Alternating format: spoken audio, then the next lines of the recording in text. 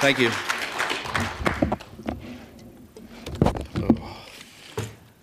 Thanks. Yeah, we just got back from Antarctica a couple of weeks ago, and I'm happy to say that it was our most successful campaign to date. We actually saved more whales than the Japanese killed this time, and a total of 528. And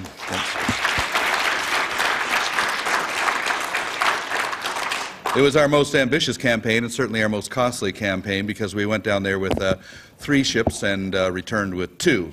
So our vessel, the Adigil, was rammed and cut in half by one of the harpoon vessels. And it's a very one-sided battle when we go down there because although the Shonan Maru number 2 rammed and sunk our vessel, I'm not aware of any incident in maritime history where a captain has rammed another vessel, even accidentally, and has not been questioned by the authorities. So neither Australia, New Zealand, or the Japanese have questioned him. But the captain of the Adigil, Captain Pete Bethune, who is one of my other 2 captains, he boarded the Shonan Maru in order to confront the captain who sank his vessel and was arrested when he boarded it. He boarded the vessel at the dark at night while it was going 17 knots, and that's weird.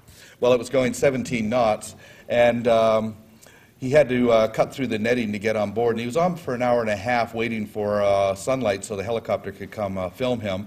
Then he just simply knocked on the door of the wheelhouse and presented himself. But since then he's been charged with 5 counts, including the Control of Swords Act of 1865. That just shows you how they're scraping for charges.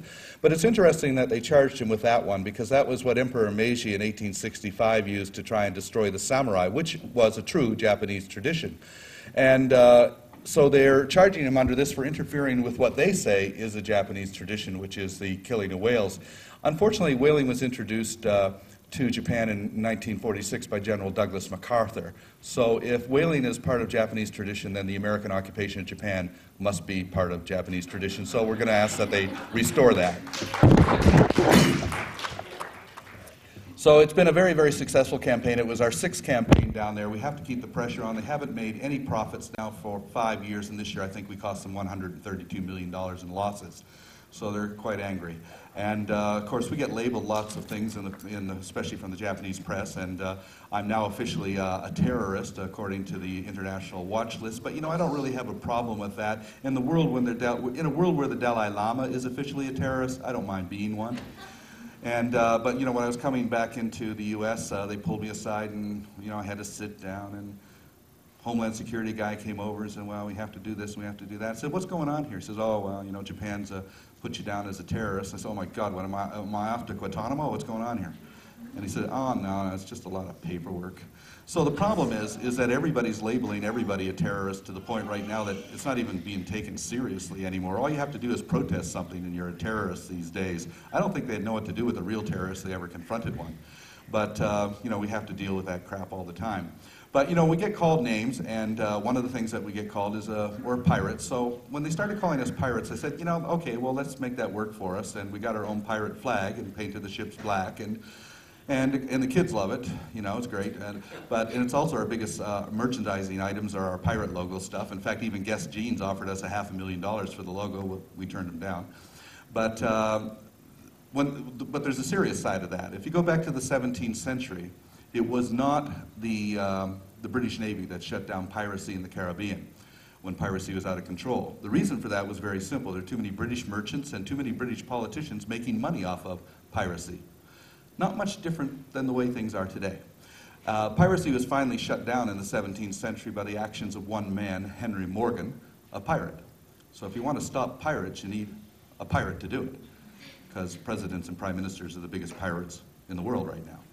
So, but the great thing about pirates is that they have one thing that politicians don't have, and that's they're not encumbered by bureaucracy. Pirates can get things done.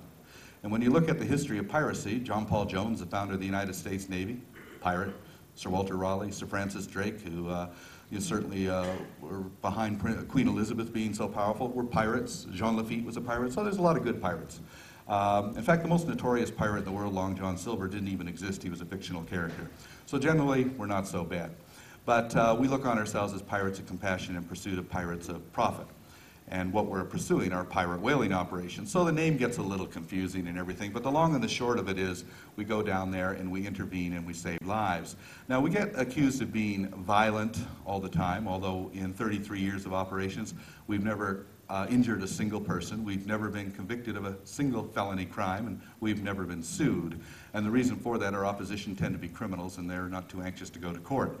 So usually we're pretty home free on that. We operate under the auspices of the United Nations World Foundation for World Charter for Nature, which allows for non-government organizations and individuals to intervene to uphold international conservation law, and especially in areas beyond national jurisdictions.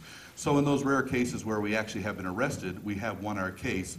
And particularly in Canada back in 1995, I was on trial for chasing the Cuban and Spanish drag trawlers off of the Grand Banks in Newfoundland and costing them a $35 million loss.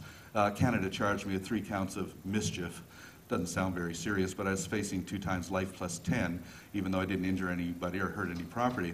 But during the trial, which lasted 4 weeks and cost the government about $4 million, I used the UN World Charter for Nature as my defense, and Canada brought in a law professor to argue that the UN Charter had no validity under Canadian law. And the judge said, well, did Canada sign this? And she said, yeah, but Canada signs a lot of things. And so the judge said, well, if Canada signs it, I'm going to accept it, and therefore I was acquitted on what was called color of right, that I had the right to intervene and do what I did. So we set a good precedent for the use of the Charter in that case. The problem that we have in the world today is that we live on a planet which we call Earth. But it's not really, it's misnamed. It should be the planet Ocean. And we just happen to live on the Earth side of it. But what that means is that the very foundation of life on this planet has to lie in the world's oceans. And the oceans are being rapidly diminished in life. 90% of the world's fisheries have been destroyed. 90%. Every single commercial fishery in the world is in a state of collapse. It's just total anarchy out there with pirate fishing operations just going completely nuts, taking everything everywhere.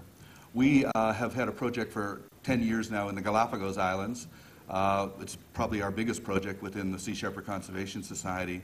Our reasoning being is that if we can't save something as unique and as pristine as the Galapagos, what can we save?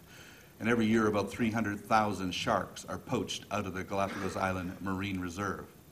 Total every year is about 75 million sharks that are being taken out of the ocean, not because people need something to eat, but because they want shark fin soup, which has no nutritional value whatsoever. But as people in China become more affluent, the more the demand for shark fin soup. And therefore, this luxury item, which can go for $100 a bowl, is driving sharks towards extinction. And this year at the Convention of the International Trade in Endangered Species, we had something very, very strange happen and also very dangerous. For the first time ever, the CITES, this meeting, was controlled not by science, but the criteria was economics and politics. And so the 5 sharks, the bluefin tuna, and 2 species of coral, and the polar bear, which should have been listed as endangered, were not because of pressure from China and Japan, and to keep this going. The bluefin tuna is our next project. My vessel, the Steve Irwin, just came through the Panama Canal yesterday, and it's heading to New York City to pick up a helicopter, then to the Mediterranean, and in May 15th we'll be ready to take on the bluefin tuna poachers of the Mediterranean, which is going to be a horrendous battle because it's a mafia-backed industry. But we intend to confront them. And the reason being is that there's only about 14% of bluefin tuna left in the world, and they're rapidly being driven towards extinction. And when people say to me, you know, well, nobody's going to willingly drive them towards extinction because there'd be no future for the industry, the problem is that the economics of the fishing industry has changed so radically that the fishing industries today actually are investing in extinction, what we call the economics and politics of extinction. Mitsubishi has built giant warehouses, refrigerated warehouses in Japan, and into those warehouses they stuff all the bluefin tuna they can possibly get. And the reasoning being is the more dead bluefin tuna in a warehouse, the less live bluefin tuna there is in the sea. And as the live tuna populations are diminished in the sea, the higher the price of the commodity in the warehouse. And if you can drive them to extinction, the fish in the warehouse goes up considerably. Right now, one bluefin tuna goes on the Japanese market for anywhere between $75,000 and $200,000 per fish. With that kind of price tag on your head, your days are pretty limited. If they're driven to extinction, you're looking at a $1 million fish. And Mitsubishi stands to make a profit somewhere in the area of $15 to $20 billion if they simply drive these fish into extinction. So the logic there, the economic logic, is drive them to extinction and make money. And that's one of the reasons our fisheries are being destroyed all around the world, is so people can make as much money as they can on short-term investment for short-term profit.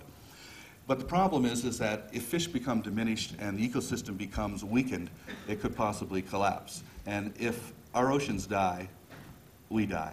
It's as simple as that. And we cannot live in a world where the oceans no longer can sustain life. 2 species of coral were also not listed, although the scientists in charge of monitoring coral reef systems just this last year said that by 2020, all coral reef systems will be gone. Victims of acidification, global warming, ozone depletion, and pollution. That means the Great Barrier Reef and every other coral reef system, which will result in the extinction of literally tens of thousands of species. Right now we're living in what the world, in what scientists call the Holocene, or the world's 6th major extinction event. More species of plants and animals will go extinct between the year 2000 and 2065 than have gone extinct in the last 65 million years. That rate of extinction is unprecedented, and we are responsible for it, because as human populations grow, our numbers mean that other species have to move out so we can steal their carrying capacity. And by stealing their carrying capacity, we remove diversity within our ecosystem. Now, there are 3 basic laws of ecology. One is the law of diversity, that the strength of an ecosystem lies in diversity of species. The other one is the law of interdependence, that those species are interdependent with each other. And the third is the law of finite resources, that there's a limit to growth. And no species has ever survived on this planet without living in accordance with those 3 laws. So our days are numbered if we don't start to live in accordance to those laws and in harmony with other species. But the problem is that we have developed philosophical systems which negate the rights of all of those other species. We just take them for granted. Last year I was severely reprimanded by many people in this country, Fox Network of course, for making a statement that worms are more important than people. And I said it intentionally. I said worms are more important than people. Oh my God, that got me on the right-wing talk shows for the next 2 weeks. How dare you say that worms are more important than people? How could you say such an outrageous thing? Well, the answer is simple. Worms are more important than people. The reason being, worms can live on the earth without people, but people cannot live on the earth without worms. We need them, they don't need us. We need honeybees, they don't need us. We need beetles and ants, they don't need us. All of these species are more important than we are because we need them. And if anything happens to them, as Albert Einstein once said, remove the honeybee from the planet and I'll give humanity 4 years. We are dependent upon them for our very existence. And so if we don't learn to live in harmony with those other species, we're going to remove one species too many from the ecosystem, which will cause a collapse. And right now, this is what's happening in the oceans with the destruction of our fisheries. We would never condone on land what we do in the sea, the systematic plundering of the world's oceans of everything that we can possibly find, and the constant adaptation to diminishment. That is, as things become diminished, we simply move on to something else. A good example of this is, for instance, in 1965, if I were to stand before an audience and say, you know what, in 30, 40 years, you're going to be buying water in plastic bottles, and that water is going to cost more than the equivalent amount of gasoline. You would have looked at me like, what, are you an idiot? Nobody's going to buy water in a bottle and pay that kind of money for it. And of course, now everybody does it because we've adapted to diminishment. Turbot, which is a fish which 20, 25 years ago was considered a garbage fish. The fishermen threw it away. It wasn't even considered edible, but I saw it in the Parisian fish market 2 weeks ago for 24 euros a kilo. So again, now people are paying an incredible amount of money for things that they wouldn't even buy years ago. I was raised in a fishing village in eastern Canada, and one of the things we did not eat, nobody ate, were mussels. they're considered dirty. Of course, now everybody eats mussels when they go to the restaurant because, again, we've adapted to that diminishment. And I was joking a couple of years ago. I said it's going to get to the point where people are going to be eating jellyfish. And then I was at a thing at the Vancouver Aquarium last year, and they had jellyfish salad, which I thought, oh my God, we've actually gone that far already. So the thing is that the other problem with our fisheries is that 40% of all the fish that's in the ocean isn't eaten by people. We feed it to livestock. And this is one of the reasons that we run our ships as vegan vessels, because we're trying to set an example, not for animal rights reasons, but for conservation and environmental reasons, to try and point out the connections between what we eat and what we're doing to the world's oceans. We feed more fish to pigs than sharks are eating right now, so the pig is now one of the largest aquatic predators on the planet because of the fish meal that is being fed to it. Chickens are eating more fish than all the world's puffins and albatrosses put together. So it's becoming a leading aquatic predatory bird, the chicken, in factory farms. Never see the ocean, but become the largest, one of the largest predators in the ocean. And domestic house cats are now eating more fish than all the world's seals put together. And I can tell you right now, if a tuna ever came in contact with a domestic house cat, the tuna would eat the cat. So it's hardly a natural prey for the cat. So because of this fact that we're just throwing all these fish away, really, we're facing some very serious consequences. We take fish for granted, you know. Nobody thinks really too much about them. It's just a fish. You know, a salmon takes 4 years to become sexually mature, then dies. But an orange roughy doesn't become sexually mature until it's 45 and can live to be 150. A codfish's lifespan is 150, a halibut about 150. Lobsters can be lived to 200 years, and sharks well over a century. So with this kind of, it's very hard for them to keep up with the constant demand upon their numbers that we're making. There's simply not enough fish in the oceans to continue to feed the ever-expanding populations of human beings. And that's just the way it is. And we're going to run out of fish. The United Nations, the Food and Agricultural Organization of the United Nations, estimates that by 2048 there will be no fishing industry anywhere in the world. The fish will be gone. I think they're being incredibly optimistic. I'm saying about 2025 at the rate that it's going. The problem is also that the scientists who are in charge of protecting this usually work for governments. Never trust a government scientist. I got a word for them: biostitute. Come up with a science to justify the government's politics. That's pretty much what it is. A good example, 1980, 1982, 84, 86, all these years, we were warning the government of Canada that the cod fishery would collapse. Every year, the Canadian government scientists would say, you people don't know what you're talking about. We have the best scientists in the world. We have the best computer models. You know, you're wrong. Everything's fine. The industry is safe. They said that right up until 1992 when the entire industry collapsed. These people do not know what they're talking about, or if they do, they're lying in order to justify the government's policies. And what do? Why did the cod disappear? According to the Canadian government, the harp seals ate them. Now, if we just wipe out the seals, the fish will come back. That's their reasoning. Now, if you just look at it historically, in 1537, when Jacques Cartier first came over to the New World from France, he described how you could throw a wicker basket into the Gulf of St. Lawrence or off the eastern seaboard and it would catch a codfish. That was how easy it was. At that time, well, there were plenty of codfish. There were some 45 million seals on the eastern coast of the United States and Canada. Harp seals, hood seals, harbor seals, ring seals, and the walrus, which is now extinct on the east coast. And on top of that, incredible numbers of seabirds and sea mammals, but no shortage of fish. And now we're blaming these animals for the destruction of fish. No, we destroyed the fish with the big drag trawlers, heavy gear, equipment, long lines. We destroyed them, and now we're using these animals as our scapegoats. The Japanese say we have to kill whales because the whales are eating all their fish, and now we're calling them the cockroaches of the ocean. So with this kind of propaganda that we're constantly fighting, it's a very, very difficult thing. So how I got involved with this really is, as a boy of 10, I used to spend my summers swimming in the forest nearby, and there was a beaver pond there, and I used to swim with the beavers and had a great time. You know, it was a beautiful place to be raised as a child. And when I was 11, I went back to find the beavers and found I couldn't find them. They were all gone.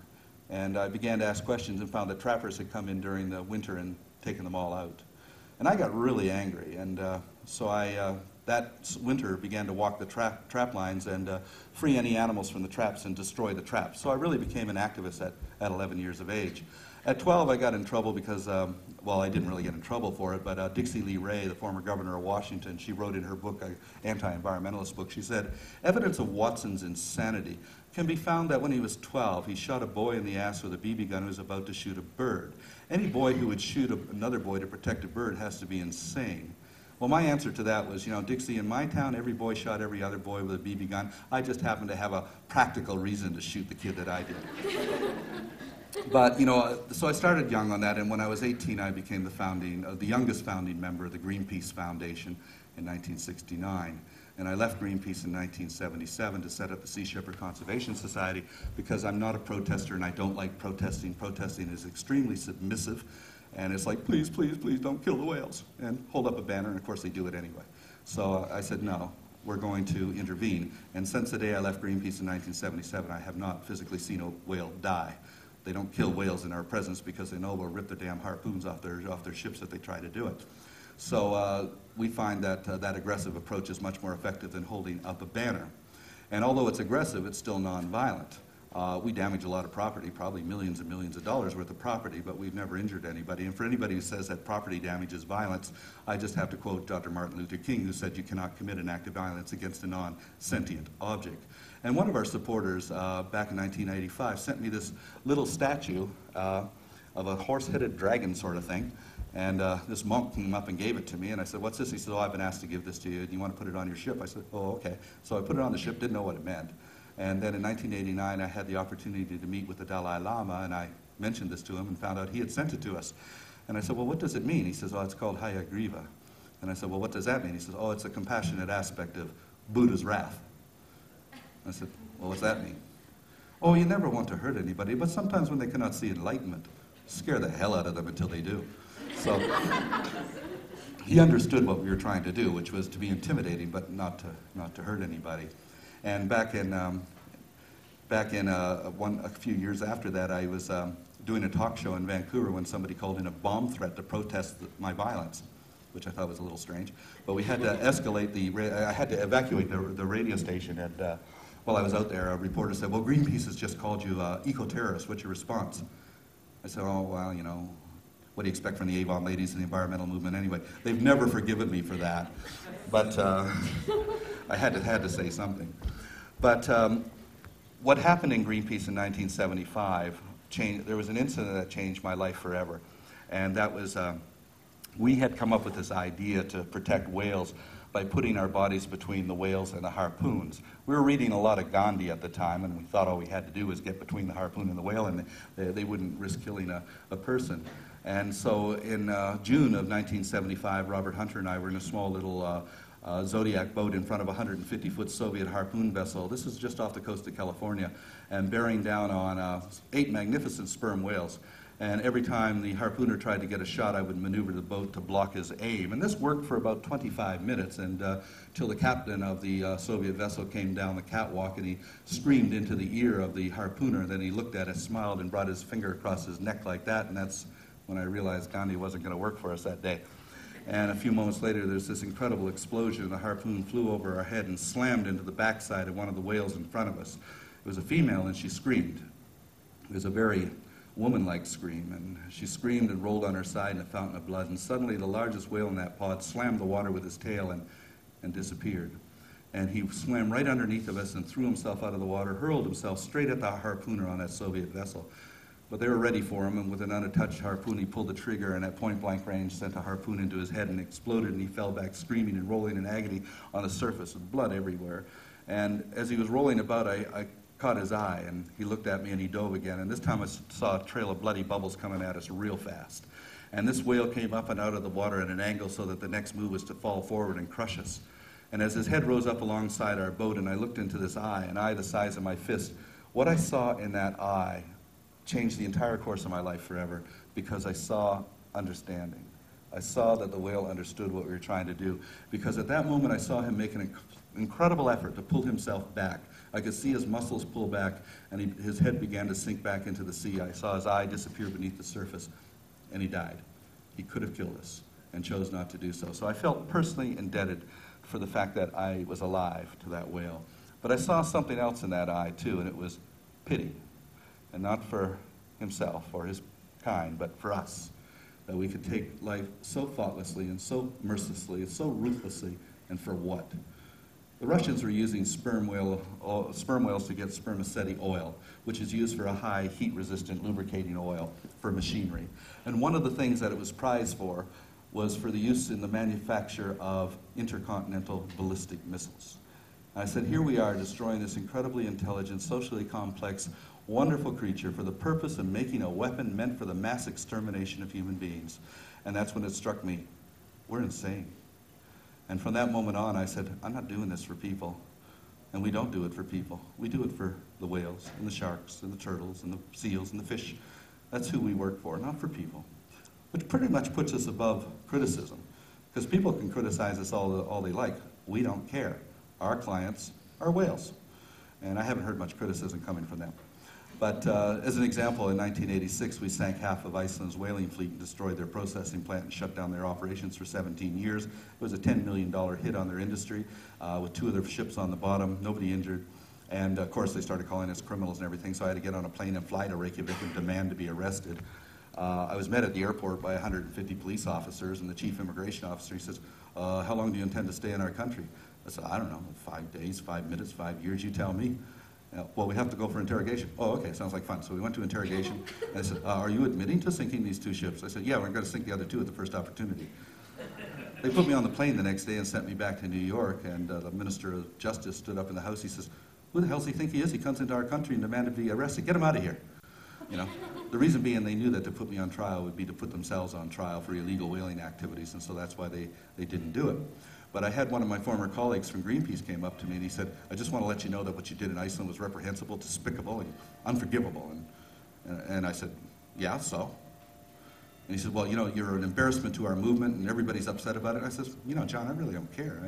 We didn't sink those whaling ships for you or for Greenpeace or for any other human being on the planet. We sunk them for the whales, John. Find me one whale that disagreed with it and I'll reconsider. But until then, we're going to continue to sink whaling ships for our clients, and that's what we've done ever since.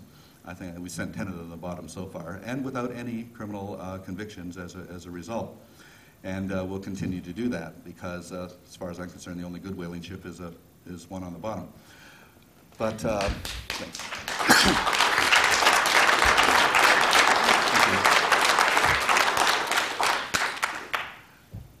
And if anybody's seen Whale Wars, you know, one of the criticisms of Whale Wars is that my crew are incompetent or unprofessional. And yeah, they might be that, but you know, they got something that professionals do not have, passion. I couldn't pay professionals to do what my crew does out there. I sit down every crew member and I said, you ready to risk your life for a whale? You ready to die for a whale? If they say no, I don't want them.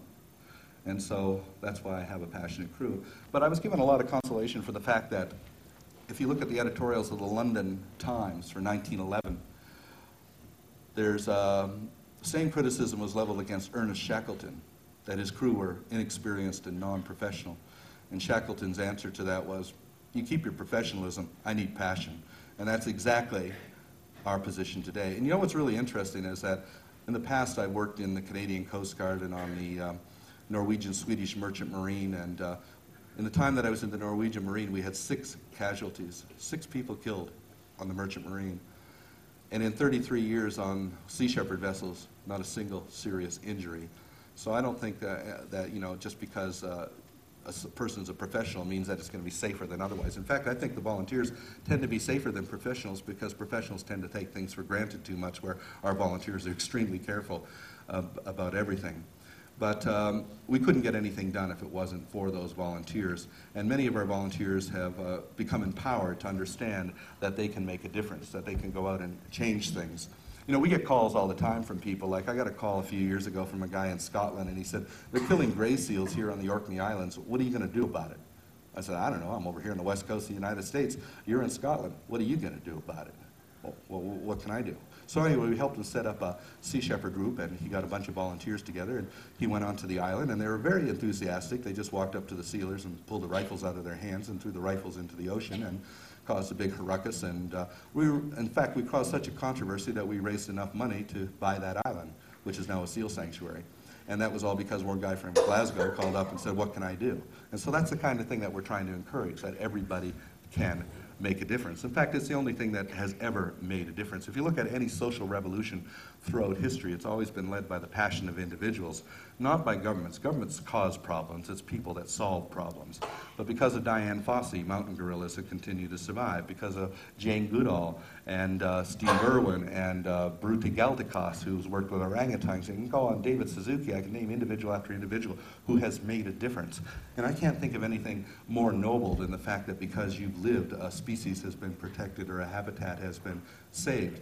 You know, people say to me all the time, how can you ask people to risk their life for a whale? This is just irresponsible. And I said, well, how is that any different than risking your life for some sheik's oil well somewhere? You know, I think it's far more noble cause to risk your life to protect an endangered whale than it is to protect, you know, some oil rig in Iraq. So why is one considered valuable and one is not? A good example of this is a few years ago, a ranger in Zimbabwe shot and killed a poacher who was about to kill a black rhinoceros, and human rights groups all over the world condemned him, saying, how dare you kill a human being to protect an animal? This is just unacceptable. And his answer, which was in Time magazine, I think really illustrated our hypocrisy. He said, you know, if a man ran out of Barclays Bank in Harare with a bag of money and I shot him in the head on the street, I'd be given a medal and be called a hero. How is it that the future heritage of Zimbabwe, the rhino, is not as valuable as a bag of paper? Why do you call me a hero for that and condemn me for the other? So it's really a question of what our priorities are and what we revere. We're quite willing to risk our lives and to even kill for those things that we think are sacred or believe in, but it all really comes down to that. I mean, imagine, for example, walking into the main square of Mecca, walking up to the black stone and spitting on it. Your chances of walking out of town alive that day are going to be pretty remote, you know. You're going to be ripped up because you're going to be killed because you committed an act of blasphemy. You attacked something which is sacred to a group of people. Imagine walking into the Wailing Wall with a pickaxe, walk up and start hacking away and see how far you're going to get. You're going to get an Israeli soldier's bullet in the back, and nobody's going to have any sympathy for you. You committed an act of blasphemy, and that's unforgivable. But each and every day we go into the most beautiful and pristine cathedrals of the natural world, the rainforests of Amazonia, the redwood forests of California, or the Great Barrier Reef off Australia, and totally desecrate and destroy these cathedrals with bulldozers and dynamite and everything. And how do we react to that? Oh, a few people send up some petitions, or a couple of people dress up in animal costumes and jump up and down with a protest sign, but pretty much that's it, you know. But if the rainforests of Amazonia, the redwood forests of California, the Great Barrier Reef, or all of these places were as sacred to us, as valuable to us, if we loved them as much as a chunk of meteorite in Mecca or an old wall in Jerusalem, we would fight for them. But the problem is we tend to be alienated from the natural world. We forget that we're part of it. It's all a big spaceship, really, you know. We're on a spaceship hurtling through space, and the biosphere is our life support system. If I were to walk into the engine room of my ship and I saw my engineers popping rivets out of the hull, and I said to them, what are you guys doing? He says, we got $1 a piece for these when we get back to port. Oh, really? Well, count me in for that. You know, that's pretty much what world leaders are doing today. But because if you look at the Earth as spaceship Earth, every species is a rivet in the hull of the biosphere. Because what happens on the ship, you're going to pull one rivet too many, the hull's going to collapse and the ship is going to sink. And the same thing is here. If we pull one species too many, and we're not intelligent enough to know which one that is, then we're going to see the collapse of the biosphere, which pretty much means the end of the Earth and the end of us. And so we really have to learn how to live in harmony with all of these other species, because they're all really equal to us in many ways. I think this is probably best illustrated in popular culture recently with James Cameron's Avatar, if anybody has a chance to see that film. I think he's really talking about the Amazon when he made that film, not some planet somewhere, but it's a lot easier to tell these stories in the abstract without people getting offended too much. But really in fact, James Cameron right now today is in the Amazon on the Xingu River working with the Amazonian natives to try and stop a major dam project which is going to destroy the jungle that they live in. So in fact, he's actually involved physically with exactly what he was depicting in that movie. And again, James Cameron's another example of an individual who uses his skills and abilities to make this a better world. And that's really all we can ask of anybody, is that you use your skills and your abilities to make this a better world for tomorrow. And when people say, well, you know, it's hopeless, there's there's no way about it, it's all doom and gloom. You know, Rush Limbaugh called me a doom and gloom Cassandra. And that just tells me that Rush didn't read the book, the Iliad, because if he had, he would have realized that, yes, Cassandra was all doom and gloom, and she predicted the fall of Troy, but, you know, she was right. He forgot that part of it. So the fact is that if her father had simply listened to her, then Troy would not have fallen. And so environmentalist conservationists today are really Cassandras in that way, except that they're not being listened to. And the predictions are happening and being ignored, and things happen, and people say, oh my God, how did that happen? So, but I think that the solution to all of this really lies in the impossible, that we have to find impossible answers for these questions. And what I mean by that is that the solution is there, we just have to find it. In 1972, the very idea that Nelson Mandela would be president of South Africa was unthinkable, unimaginable, and impossible. Yet the impossible became possible. And I think this is certainly can be true in pretty much every situation or every problem that we have to deal with. It's simply a matter of finding the possible. And the thing that really gives me a great deal of hope for optimism is the number of young people that I encounter all the time who are getting involved and understanding that they can make a difference. Just this last week, I brought somebody onto our International Advisory Board, a 7-year-old girl from Queensland in Australia, and she's now our advisor for International Children's Affairs. This 7-year-old girl, last year I think she raised $15,000 for Wildlife Warriors in Australia, you know, just at 7 years old. And if she can do it, well, look what the rest of us can do. Of course, she talks like she's about 20. But she's definitely 7. But anyway, if children can get involved and get that motivated, then I think that we can certainly do the same thing. I think the problem is that we're raised in a culture where we're taught that we're powerless, that we can't really do anything. If you want to make a difference, vote. Yeah, right, that really changes a lot. I think I voted for Obama in November, and in January he signed the Patriot Act. I'm not going to do that again. Unfortunately, we might have Sarah Palin again. Yeah, okay, maybe I'll have to vote for him again. But, you know, this is a problem. The politicians don't seem to change anything in this country. It's always a case of, you know, we got 2 parties, Republicans and Republicrats, but, you know, nothing really changes because we don't run the world anymore. Governments are more in debt to the corporate interests that support them than they are to the people who vote for them.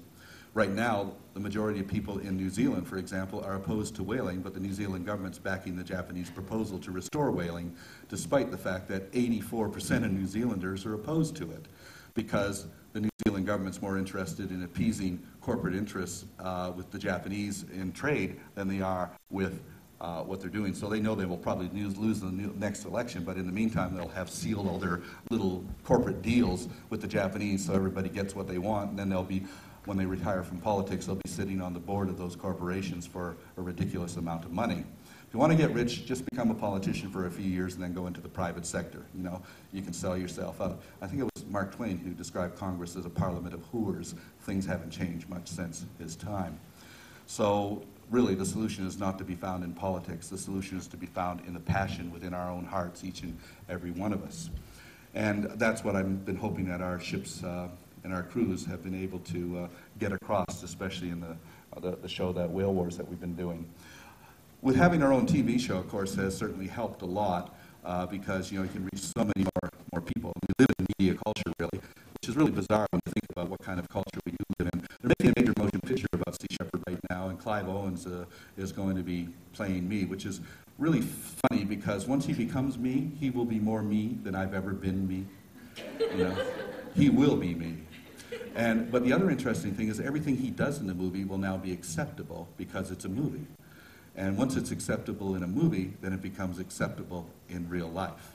So that's one of the reasons on the Sea Shepherd Advisory Board we have so many celebrities. And I sort of joke, you know, because we have Pierce Brosnan and Richard Dean Anderson, William Shatner and Christian Bale, we cannot lose. We've got Captain Kirk, MacGyver, Batman, and James Bond.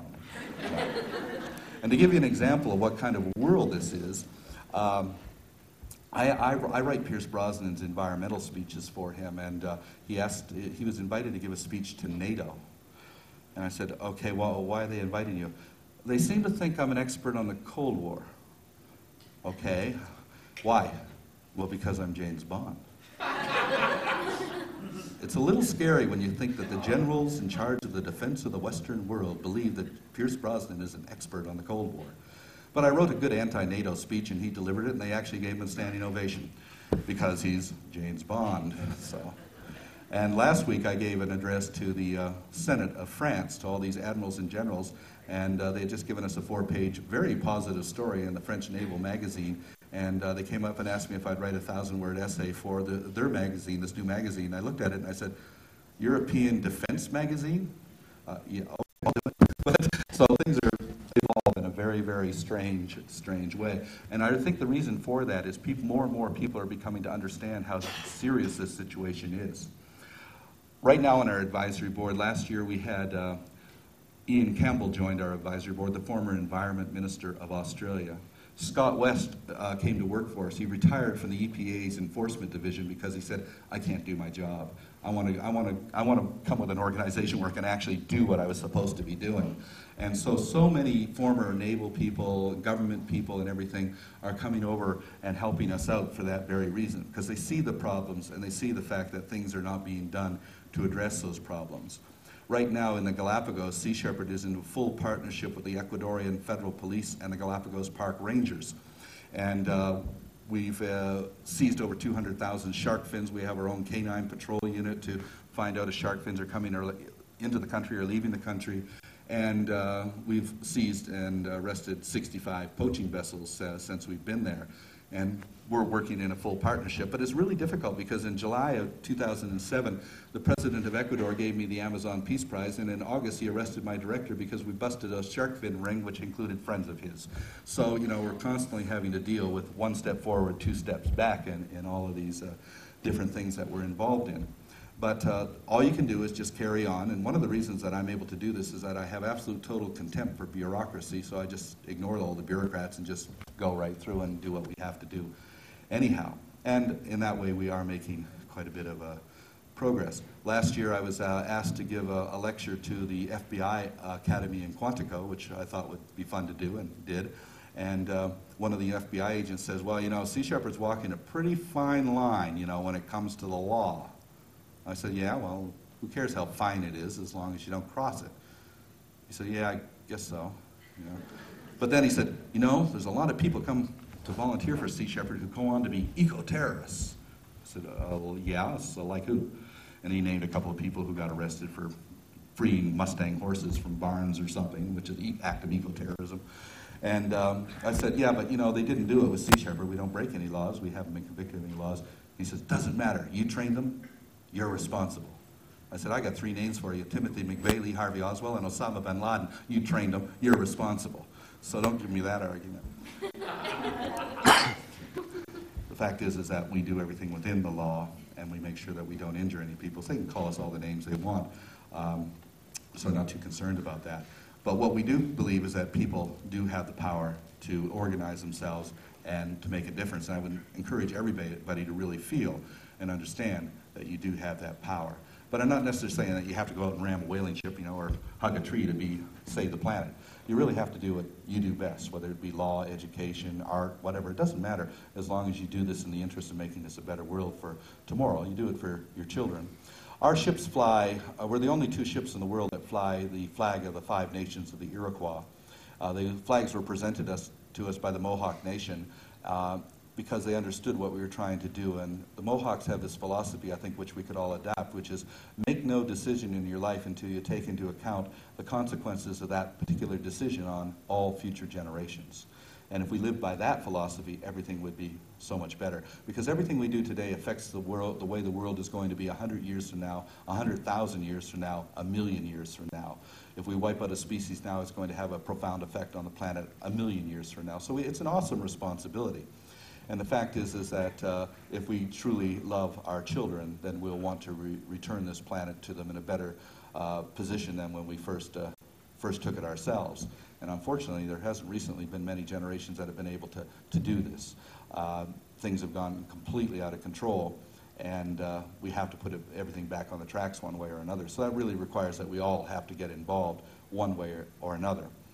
And so I'm hoping that in we can set an example. I wouldn't even pretend to save the world. I think that the strength of the movement has to come from hundreds of thousands of small organizations and millions of individuals applying themselves to millions of different problems. And cumulatively, we'll be able to turn this all around. But no one person's going to do it. No one organization is going to do it. Really, the solution has to come from the hearts of all of us. But I think that we're on track there. I see a lot of reasons to be optimistic, and that's what gives me hope to carry on. Thank you. I'd be very interested in answering any questions if you have them.